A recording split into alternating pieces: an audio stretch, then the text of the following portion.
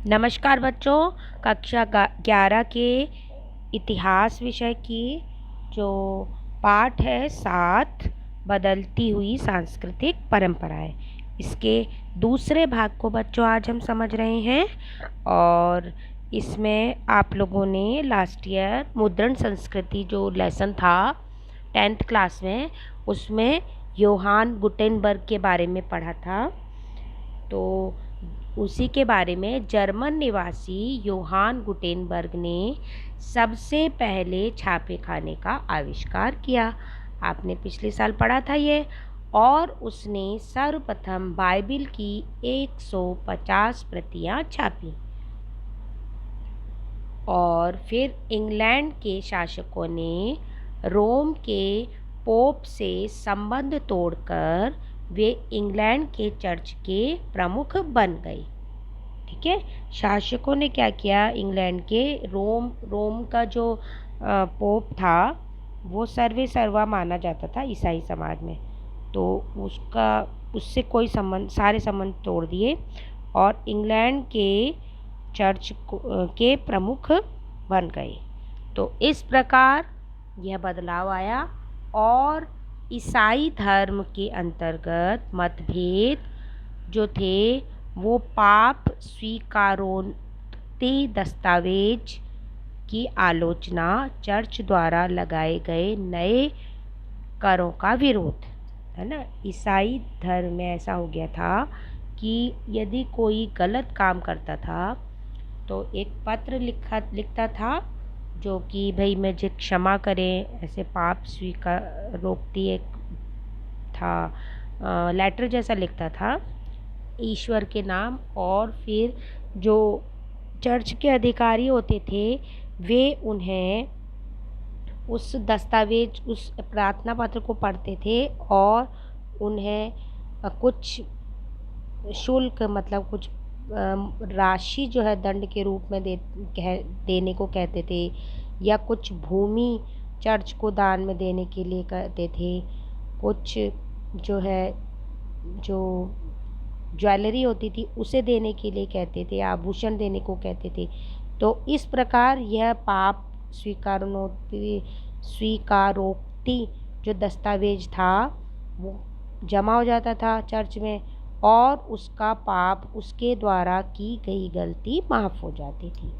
तो इसकी आलोचना होने लगी क्योंकि जघन्य से जघन्य अपराध वाले को भी ऐसा करने से क्षमा मिल जाती थी। जैसे माना कि किसी ने किसी की हत्या कर दी तो वह पत्र लिखेगा और उसे फिर क्षमा मिल जाती थी। तो इसकी आलोचना होने लगी पाप स्वीकारोक्ति दस्तावेज की। और चर्च जो है, चर्च ने कई नए कर लगा दिए थे, टैक्स लगा दिए थे, आम जनता पर भार बढ़ गया था, इसका भी विरोध होने लगा। अब जो था कैथोलिक चर्च ने भी अनेक सुधार किए और सादे जीवन और निर्धनों की सेवा पर जोर दिया। ठीक है, कैथोलिक और प्रोटेस्टेंट दो लास्ट ईयर पढ़ा था आपने मुद्रण संस्कृति में। कैथोलिक जो पुराने थे और उसमें जब ये अनेकों कमियां आ गई थी तो प्रोटेस्टेंट धर्म की स्थापना हुई थी। अब जो है इसमें कैथोलिक चर्च ने भी सुधार के लिए सुधारवादी आंदोलन चला दिए, है ना। इसी में गैलीलियो इटली के एक महान वैज्ञानिक था जिसने दूरबीन यंत्र का आविष्कार किया और खगोल शास्त्र के अनेक तथ्यों और रहस्यों का पता लगाया, है ना। गैलीलियो भी एक था महान वैज्ञानिक और उसने दूरबीन बनाई थी, बायनाकुलर और बनाया था। और फिर बाद में अनेक जो बायनाकुलर से देख कर आसमान में और खगोल शास्त्र के क्षेत्र में जो पता ही नहीं थी उन रहस्यों को उजागर किया था। अब रेशम मार्ग की खोज जो थी वो इटली के नगर अनेक स्वतंत्र नगर राज्यों के समूह के रूप में अपने आप को देखते थे, है ना। रेशम मार्ग की जब खोज हुई तो उससे क्या हुआ, इटली के नगर अनेक स्वतंत्र राज्यों के समूह के रूप में अपने आप को देखते थे। सभी लोग स्वतंत्र, सभी छोटे छोटे छोटे छोटे छोटे छोटे अनेक राज्य थे इटली में, तो वो अपने आप को देखते थे कि हम स्वतंत्र हैं, है ना। और वहाँ से स्वतंत्रतापूर्वक रेशम मार्ग से व्यापार करने लगे। अब क्या हुआ कि निजी और सार्वजनिक क्षेत्रों का उद्भव हुआ, है ना। निजी क्षेत्र और सार्वजनिक क्षेत्र। निजी जिसमें कि व्यक्ति की पर्सनल, व्यक्तिगत भूमि, व्यक्तिगत हर चीज़ होता है ना, पूंजीवादी व्यवस्था। और सार्वजनिक क्षेत्र जो होते हैं, जो कि सरकार के अंडर में होता है, वो सार्वजनिक क्षेत्र होता है। तो दोनों ही क्षेत्रों का उद्भव हुआ। आगे बच्चों, बेंजटाइन साम्राज्य और इस्लामी देश तथा 12वीं शताब्दी में मंगोलों और चीन के बीच व्यापार बढ़ने से इटली के नगरों का मुख्य रूप से पुनरुत्थान हो गया, है ना।